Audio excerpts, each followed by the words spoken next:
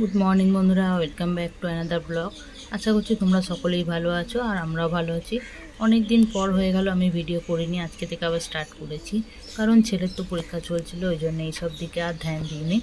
কারণ ভিডিও করাটা শুধু তো না, ভিডিও করে আবার এডিট করতে হবে, সেগুলো তো অনেকটা সময় সাপেক্ষ বলে আমি ভিডিওটা অনেক দিন অফ রেখেছি। কারণ ছেলের ফাইনাল পরীক্ষা চলছিল, তার জন্য ওকে একটু সময় দিতে হবে বলে ওই জন্যে আর ভিডিও করতে পারিনি আমি।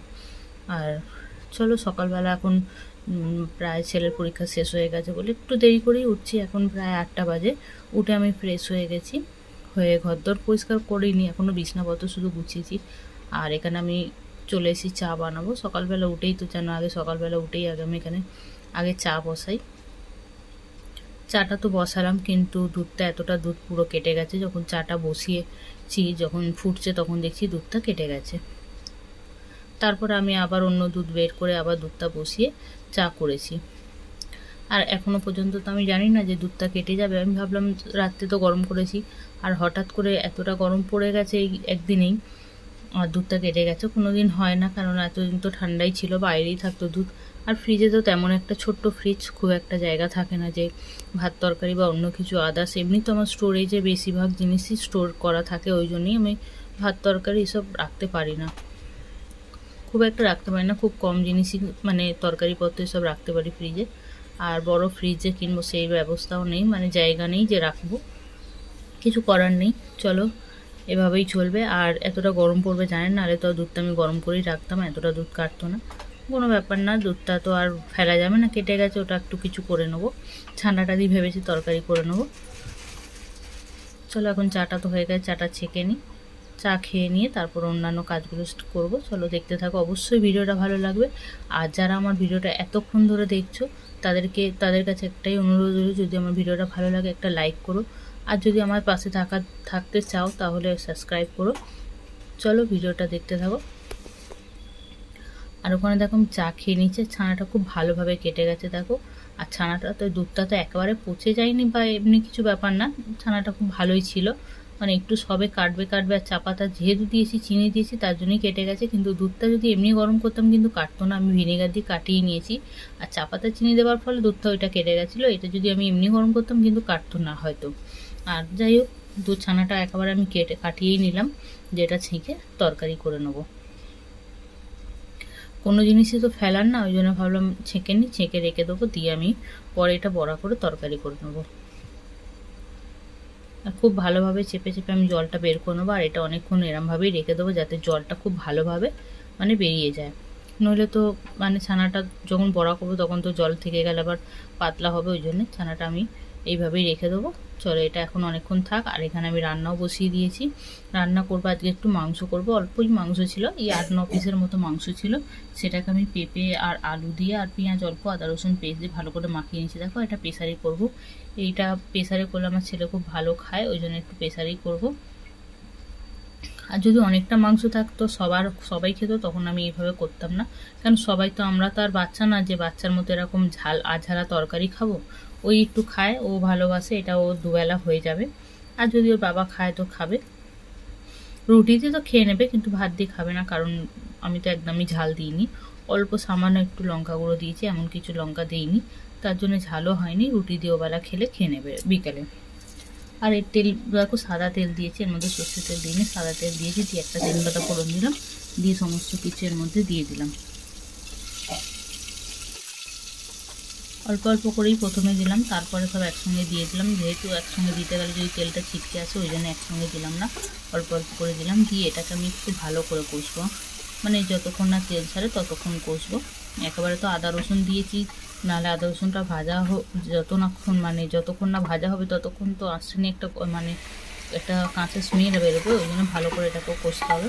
যে প্রেসারে করছি বলে সব দিয়ে জল ঢেলে দেবো সেরকম করলে কিন্তু হবে না, এটাকেও ভালো করে কষাতে হবে, তেল ছাড়াতে হবে, যেটা খুব কড়াই আমরা করি। ওরম করে নিয়ে তারপর জল ঢালতে হবে। জল ঢেলে একটা সিটি মেরে রেখে দিলেই ইনাফ। কারণ বেশি সিটি মারলে আবার, যেহেতু এটা মুরগির মাংস, পুরো গলে যাবে। একটা সিটি পড়লেই বন্ধ করে দিতে হবে। আর কিছুক্ষণ একটু ভালো করে কষিয়ে নিলে হয়ে যাবে। আর চলো, এদিকে তো আমার বর কাজে যাবে, তার জন্যই ছাতু করে দিচ্ছি। প্রায় মানে রুটি খেয়ে যায়, আজকে ভাবলাম আর কিছু করব না, ছেলে যেহেতু কালকে রুটি ছিল সেটাকে খেয়েছে, মানে তরকা রুটি করেছিলাম সেটা বললো আমি খাবো, ওই জন্য খেয়ে নিয়েছে বলে আর কিছু করিনি। ওর বাবা বললো আমি ছাতু খেয়ে নেবো, আমিও কিছু একটা খেয়ে নেবো, ছাতু পাতুই খেয়ে নেবো, আর কি করবো, কিছু করলাম না আজকে। বেশিরভাগ আমরা পাউরুটি খাই, খুব একটা টিফিন বানাই না বলতে মানে রুটি তরকারি এসব করি না, পাউরুটি দিয়েই কাজ চালিয়ে নিই, কারণ সকালবেলা হুড়াহুড়ি থাকে, ছেলেকে আনার থাকে, ওই জন্যে এত কিছু করতে গেলে আর সময় হয়ে উঠবে না। আর ছাতুর মধ্যে দেখো আমি বিট নুন, চাট মশলা আর একটুখানি গোলমরিচের গুঁড়ো দিয়ে দিলাম, দিয়ে ভালো করে এটা গুলে নেব। কাঁচা পেঁয়াজ এসব খেতে চায় না বলে কাঁচা পেঁয়াজ লঙ্কা দিইনি, লঙ্কা দিলে খাবে কিন্তু লঙ্কা দিইনি, যেহেতু গোলমরিচের গুঁড়ো দিয়ে দিলাম। আর কাঁচা পেঁয়াজটা খুব একটা খেতে চায় না, ওই জন্য দিইনি। রুটির সঙ্গে খায় কিন্তু ছাতুর মধ্যে দিলে ক্যাচক্যাচ করে, ভালো লাগে না ওই খেতে, ওই জন্য দিইনি। চলো ছাতুটা কাঁটা চামচ দিয়ে গুললাম যাতে তাড়াতাড়ি ভালোভাবে গোলা যায়, এমনি চামচ দিয়ে গুললে দেখবে ভালো হয় না, ওই জন্য কাঁটা চামচ দিয়ে একটু সুন্দর করে গুলে নিলাম। আর এই গ্লাসটা কিন্তু অনেকটাই বড়, সেটা কিন্তু আমি পুরো ভরে করিনি, হাফ গ্লাসের একটুখানি বেশি করেছি। চলো এটা গোলা হয়ে গেছে, আর এখানে দেখো প্রেসারে সিটিও পড়ে গেছে, একটা সিটি পড়েছে, বন্ধ করে দিয়েছি। আর এখানে আমি কড়াও বসিয়ে দিয়েছি, করবো মাছের ঝাল, ভোলা মাছ ছিল, ভোলা মাছের ঝাল করব।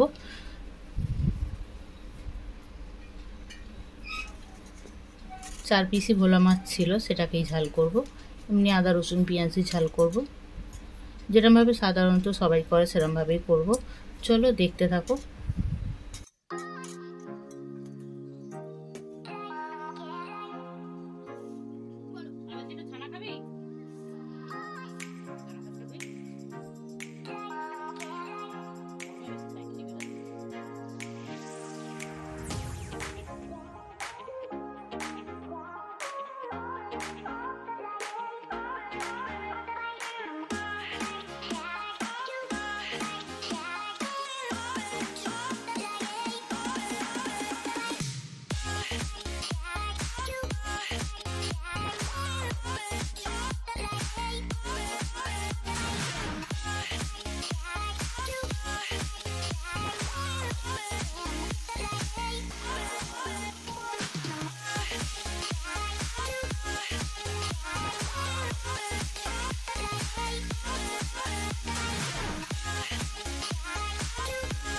মাছগুলো দেখো মোটামুটি ভাজা হয়ে গেছে, পুরোপুরি ভেজে তুলে নিয়েছি। আর এখানে দেখো আদা রসুন বাটা, একটু বেশি করে টমেটো দিয়ে দিয়েছি, দিয়ে এর মধ্যে আমি যেগুলো গুঁড়ো মশলাগুলো দেবো, গুঁড়ো মশলার মধ্যে নুন দেবো আর হলুদ আর লঙ্কা দেবো, আর কিচ্ছু দেবো না, দিয়ে ভালো করে এগুলো কষাবো। ভালো করে বলতে খুব ভালো করে কষাতে হবে, তেল ছাড়া অবধি, কারণ যেহেতু ঝাল করব, এটা গঙ্গার মাছ, একটু ভালো করে মশলাটা কষাতে হবে। আর এর মধ্যে কটা কাঁচা লঙ্কাও দিয়ে দিলাম, যাতে যদি ঝাল না হয় কাঁচা লঙ্কা দিয়ে খেতে পারবে, ওই জন্যে। আমি তো খুব একটা ঝাল খাই না, ওর বাবা একটু ঝাল খায়, ওই জন্য কাঁচা লঙ্কা গোটা দিলাম। আর ছেলেও খায় না, ও যদি খায় তো খাবে, ওই জন্য ঝালটা একটু কমই দিই, কাঁচা লঙ্কা গোটা ফেলে দিই, যার মনে হবে ঝাল লাগবে সে নিয়ে খাবে, তার জন্য একটু কম পরিমাণেই ঝালটা দিই। আর চলো এখানে তো আমার মশলাটা কষাই হচ্ছে, খুব ভালো করে কষে নেবো, তারপরে এর মধ্যে মাছগুলো দিয়ে নামিয়ে নেবো, ব্যাস রান্না আমার রেডি হয়ে যাবে। আর কিছু রান্না করার নেই, আর একটু শুক্তো রয়েছে সেটা গরম করে নেবো, ওটা ফ্রিজে রাখা আছে, ওটা পরে গরম করে নেবো। আর ভাতটা আমি পরে করবো, কারণ খাবার আগে ভাতটা বসাই, খাবার 1 ঘন্টা আগে ভাতটা বসালেই হয়ে যাবে, কারণ ভাতটা গরম থাকলে তরকারি সব কিছু আর গরম করতে লাগে না। যেহেতু আমরা খাবো সেই 1টা-1:30টার সময়, ততক্ষণে তো ভাত হয়েই যাবে, ওই জন্য সকাল সকাল তরকারিটা করে নিই, ভাতটা শুধু পরে করি, ছেলেকে নিয়ে এসে ভাতটা বসাই। এখন তার স্কুল নেই, ছুটি আছে, আবার স্কুলের রেজাল্ট বেরাক, বই খাতা দিক, তারপরে তো স্কুল স্টার্ট হবে, সেই ঝামেলাটা এখন নেই। তাও আমি তরকারিটা করে নিই আর বেলায় ভাতটা করি। আর রান্না বেলায় বেশি আমরা করি না, তো বেলায় রান্না করতে খুব একটা ভালো লাগে না, অসুবিধাই হয়, মনে হয় বিরক্তি লাগে, তার চেয়ে বাবা তরকারি করা থাক, ভাতটা বসিয়ে দিয়ে আরও যদি এক্সট্রা কোনো কাজ থাকে, যাই কাজ থাকুক আর না থাকুক, তরকারিটা তো করে রাখি। আর আমার মোটামুটি রান্না হয়েই গেছে সমস্ত কিছু।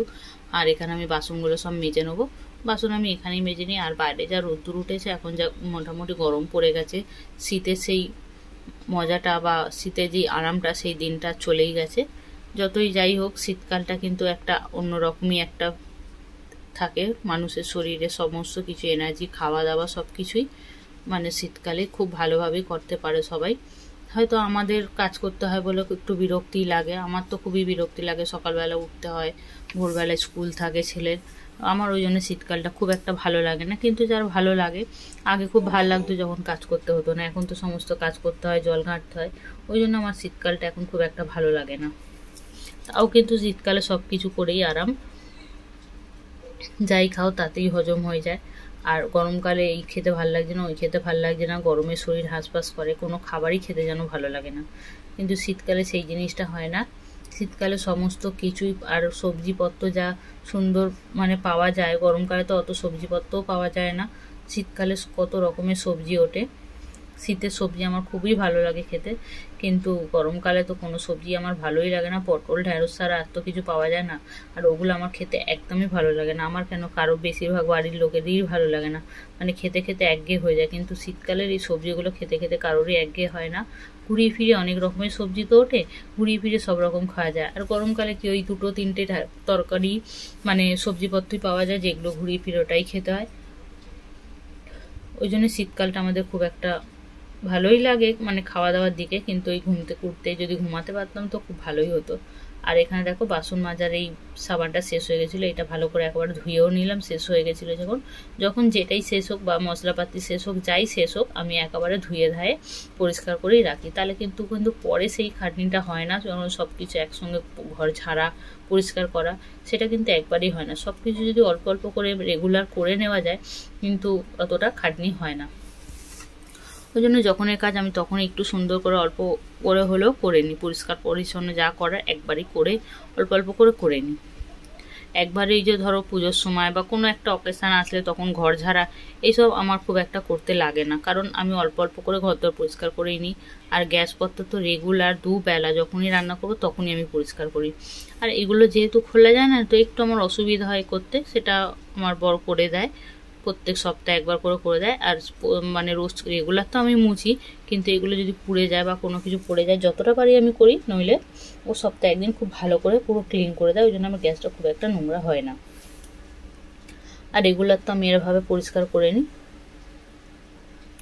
আমি কদিন ওয়াইপগুলো পাওয়া যায় না, সেই গালা কোম্পানির সেই ওয়াইপ মানে শক্ত শক্ত, সেগুলো দিয়ে মুছছিলাম, কিন্তু মনে হয় যেন গামছায় পাতলা একদম সুতির জিনিস দিয়ে মুছলে কিন্তু খুব ভালোই পরিষ্কার হয়, চকচক করে। আর ওই জন্য একটা গামছা আমি ছিঁড়ে নিয়েছি, নিয়ে এটা দিয়ে শুধু ভাবছি এটা দিয়ে গ্যাসই মুছবো, আর কিছু মোছামুছি করবো না, কারণ গ্যাসটা যাতে একটু ভালো পরিষ্কার হয় তার জন্য আমি সুতির জিনিসটা নিয়েছি। আর এটা তো স্টিকার লাগিয়েছি, এটা কিন্তু আমাদের মার্বেল না, মার্বেলের উপর স্টিকার লাগিয়েছি। মার্বেলটা দেখতে পাচ্ছ ওইদিকে ব্ল্যাক আর হোয়াইটের মধ্যে মার্বেলটা, ওই জন্য আমি স্টিকারটা লাগিয়েছি, বেশ সুন্দর লাগছে দেখতে। মানে গ্যাসটা দেখো সুন্দর করে ভালো করে মুছে নেবো। আর দেখো এই গ্যাসটা কিন্তু আমি নতুন কিনেছি, বেশি দিন হয়নি, এই লক্ষ্মী পুজোর আগে কিনেছি।